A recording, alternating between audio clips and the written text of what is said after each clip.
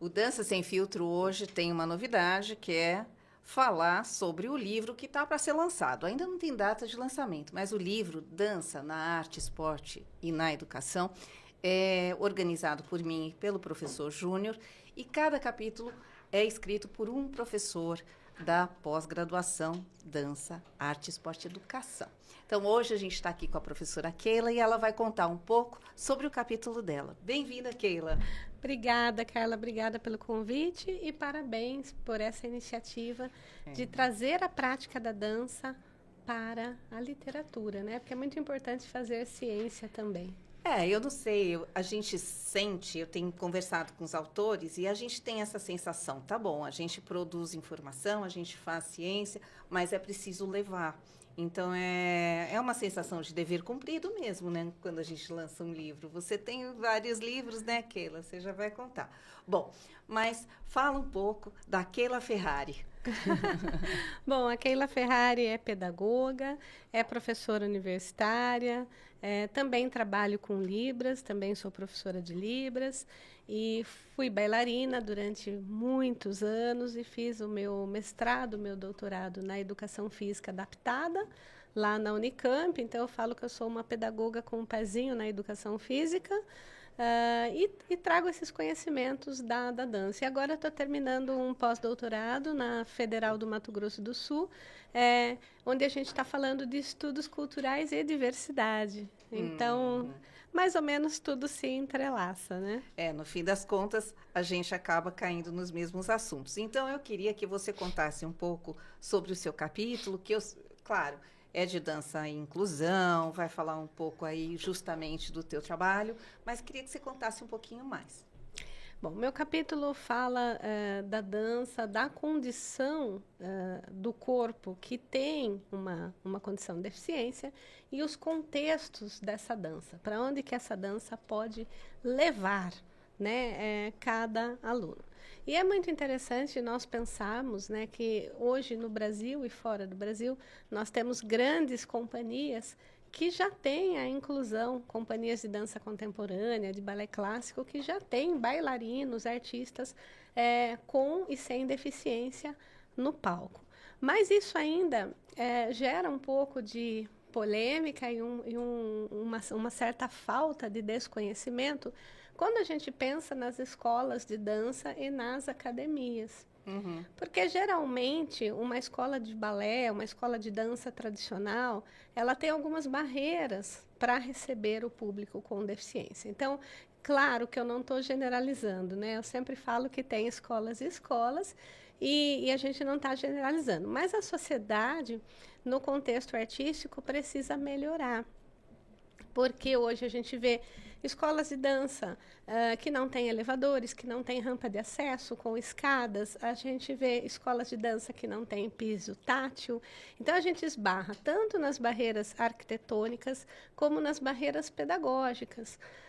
Do profissional da dança, ele chegar e falar, mas como é que eu vou ensinar uma pessoa com baixa visão, com cegueira e baixa visão, né? Se esse profissional nem tem conceitos de orientação e mobilidade. Como é que eu vou ensinar uma pessoa surda? Essa pessoa surda fala Libras? Ele não sabe Libras. Era justamente isso que eu ia perguntar, porque você está falando da situação do profissional, né? Com deficiência ali nas companhias, e aí você falou também das escolas. Mas a minha pergunta será que a inclusão ainda é limitada justamente por desconhecimento? As pessoas não sabem como lidar, as pessoas não sabem como ensinar, as pessoas não... A questão de adaptar o espaço, eu acho que já está bem mais divulgado, né? Quer dizer, realmente é outro tipo de falha, mas na parte de ensino, falta suporte, né? Onde as pessoas vão procurar isso? O que você aconselha? No curso da pós, eu aconselho.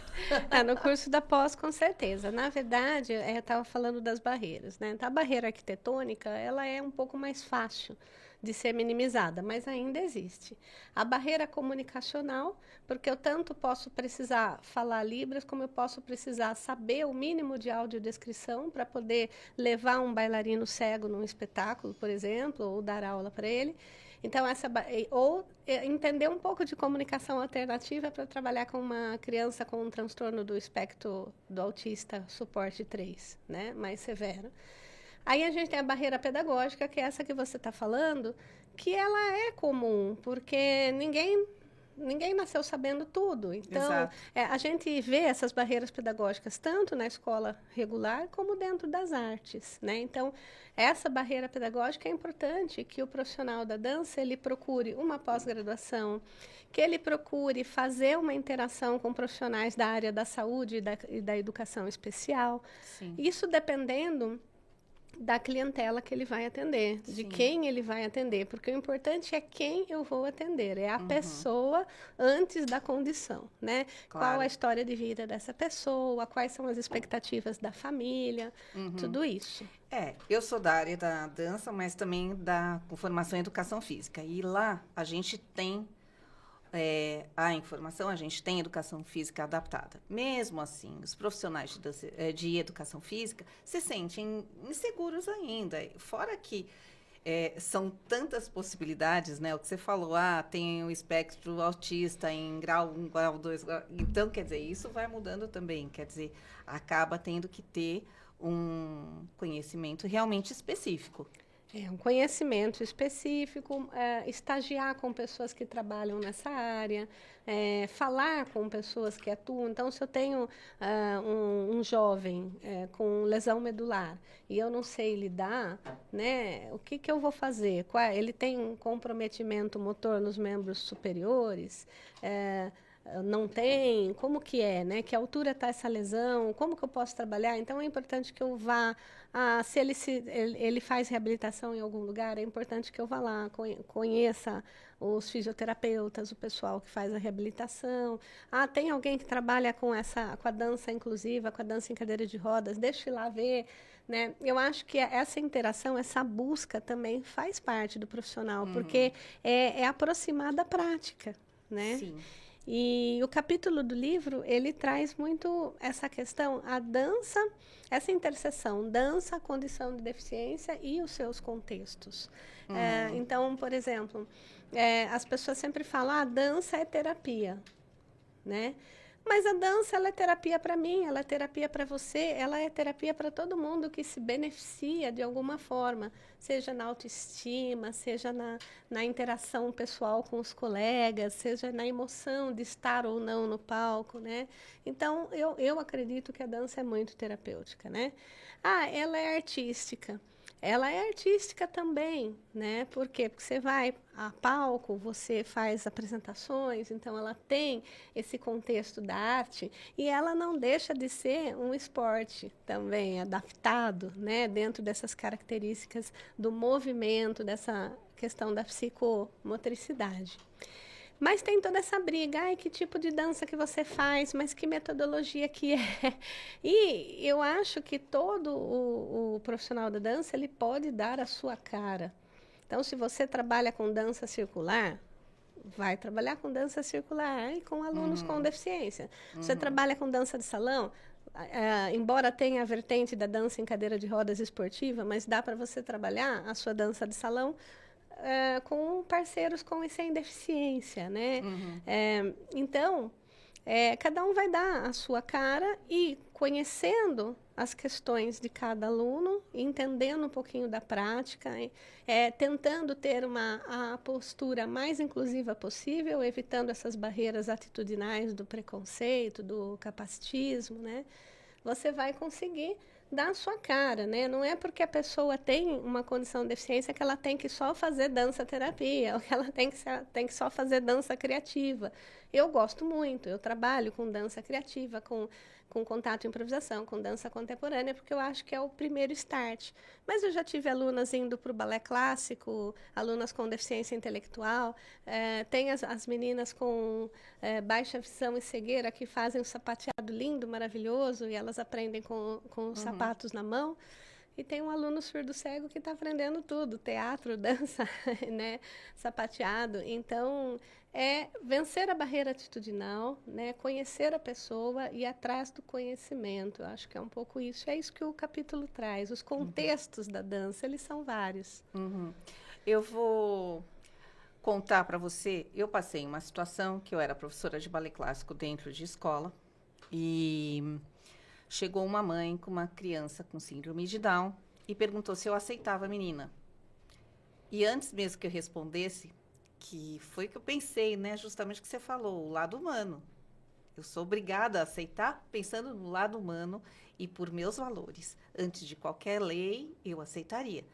E antes que eu respondesse, a mãe já falou assim, se você não tem problema, já é a quarta escola que eu estou vindo e ninguém aceita. E eu fiquei, assim, espantada, porque eu jamais pensei que isso acontecesse. E ela já expôs, ela falou assim, não vou nem me desgastar, fala logo, não, tchau, né? E eu falei, não, eu recebo a tua aluna, até porque eu era coordenadora também. E eu falei para ela, não, a escola vai receber a tua filha, mas as professoras não têm preparo para isso. Então, eu precisaria da tua ajuda, porque foi a primeira coisa que eu pensei, como coordenadora, eu falei, quem é a pessoa que pode me ajudar no imediato? A mãe. A mãe é a especialista na filha. Então, mas o que eu sinto, né, em função dessa minha experiência, é que muitas vezes que eu procurei ajuda com outros profissionais, eu encontrei um trabalho muito empírico. E, tem dança em cadeira de roda. Legal, eu vi os trabalhos, mais de um. Eu faço dança esportiva em cadeira de rodas. Eu cheguei lá e falei, não, desculpa, isso não é dança esportiva em cadeira de rodas. Então, essa coisa empírica e às vezes até maquiada, né, como um trabalho sério e que eu vejo que as pessoas estão lá fazendo do aluno uma experiência. E isso me afastou da área, honestamente. Queria que você falasse a respeito disso. Isso é muito delicado, eu vejo isso todos os dias. Porque eu tenho um amigo que ele tem uma condição de deficiência e ele fala para mim, todo bailarino quer uma pessoa com deficiência para chamar de sua. Isso, verdade, porque eu já ouvi isso Essa também. fala não é minha, tá? E eu já ouvi isso de uma forma que também eu fiquei ofendida em relação aos dançarinos em cadeira de roda. Eu falava assim, não, você tem que arrumar um cadeirante para dançar com você. Não é assim. Não é assim. Não, e foi aí que eu me afastei, Keila, porque eu não vou usar um cadeirante por conta de uma postura demagógica, né? E que está aproveitando da deficiência do outro. Não. Eu vi muitos grupos assim, inclusive pessoas que tentaram imitar o meu trabalho.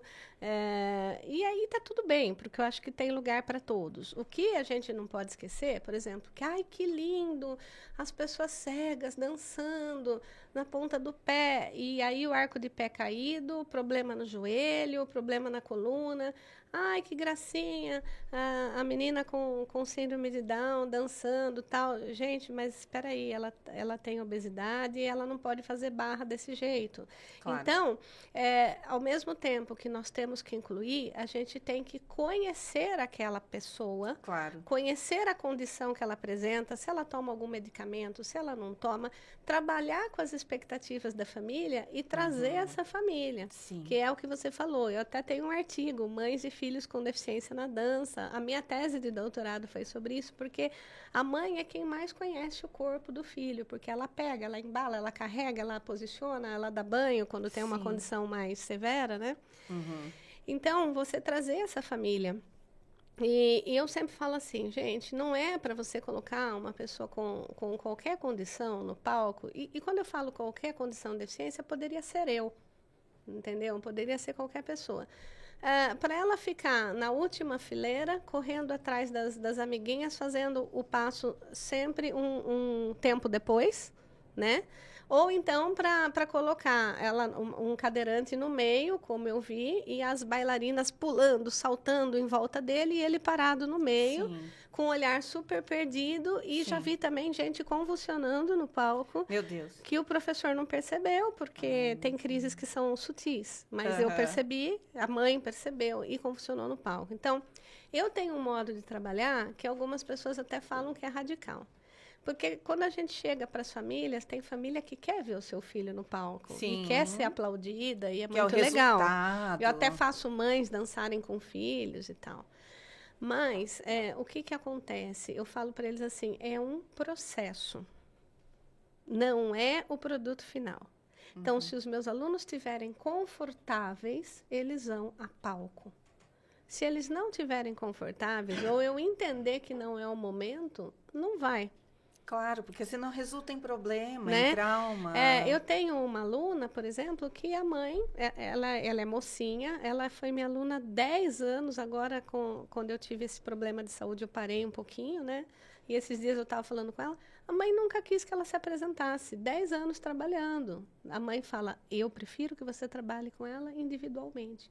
Então, há casos e casos. Há casos em que você pode pôr num grupo menor, que você pode trabalhar individual, e há casos que você vai pôr no grupo com todas as outras crianças ou adultos. Mas tendo essa conscientização, né? Eu recebo uma aluna no grupo, na classe de balé clássico.